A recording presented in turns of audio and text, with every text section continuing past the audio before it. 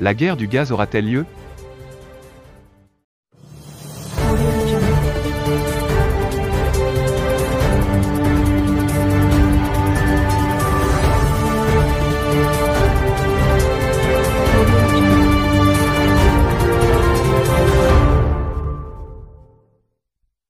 La livraison du gaz algérien par la Sonatrach à Africa Gaz a soulevé beaucoup d'interrogations.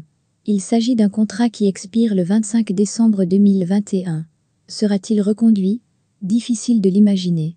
Toujours est-il que la question de l'approvisionnement en cette source d'énergie stratégique reste posée. Le gouvernement Akanouche est appelé à trouver une alternative en urgence. Dimanche 21 novembre 2021, port de Jorf Lasfar, le plus grand port minéralier de l'Afrique, situé à 17 km de la ville d'El Jadida. Un lieu hautement sécurisé, qui assure la continuité de l'approvisionnement du royaume en pétrole et en gaz, notamment. Ce jour-là, un grand navire rouge y accoste. Il s'agit du Tanké Al-Rar, navire de la compagnie pétrolière publique algérienne Sonatrach battant pavillon libérien, venu décharger du gaz naturel liquéfié dans ce port. Le navire Al-Rar devait poursuivre sa mission, jusqu'au 1er décembre, en amarrant au passage au terminal gazier du port de Mohammedia. En temps normal, ce navire imposant n'aurait pas attiré autant de curiosité même s'il appartient à la Sonatrach. Sauf que, cette fois-ci, le contexte est différent.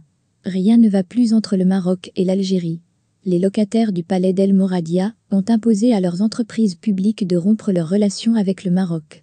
Et puis, cette opération intervient quelques jours seulement, après la décision du gouvernement algérien d'arrêter, en plein hiver, l'approvisionnement de l'Office marocain d'électricité et de l'eau potable en gaz naturel via le gazoduc Maghreb Europe, et de ne pas renouveler le contrat liant Sonatrach à l'Office marocain d'électricité et de l'eau potable depuis 1996. L'information a été fuitée le 3 décembre 2021 par l'agence de presse russe Sputnik, dans un article intitulé « Malgré les tensions, l'Algérie livre encore du gaz à la compagnie du Premier ministre marocain ». En quelques heures seulement, elle a fait le tour du monde et les choux gras des médias. Mesure coercitive. Le choix du titre n'est pas fortuit. On comprend mieux en lisant le début de l'article. Le client n'est autre qu'Africa Gaz, la société de distribution de gaz et de carburant de Aziz Akanouche, le Premier ministre marocain, écrit le journaliste. Avant de poursuivre, comment expliquer cela alors qu'Alger multiplie les mesures coercitives économiques contre Rabat? Une interrogation loin d'être anodine.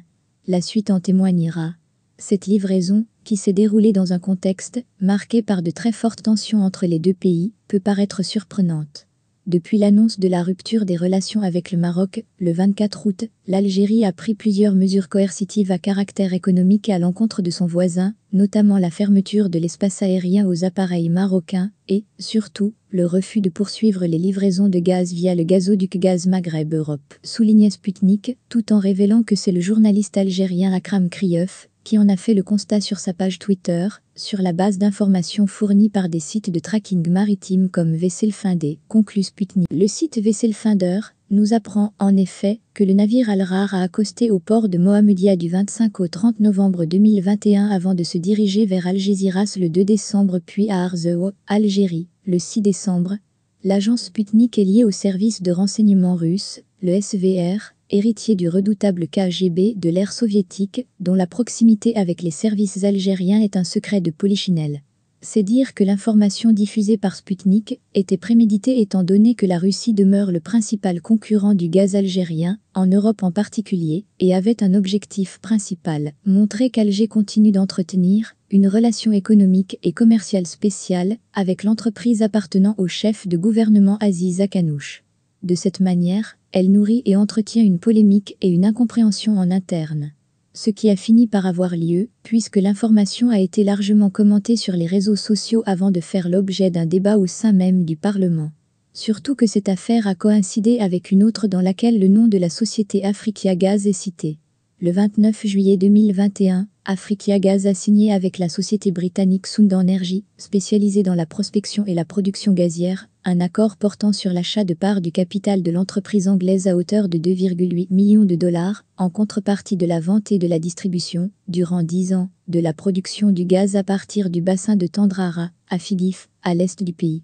Comme par hasard, il s'agit de la même production que l'Office marocain d'électricité et de l'eau potable a acheté à l'avance en concluant un accord début décembre 2021 avec Sound-Energy pour une période identique.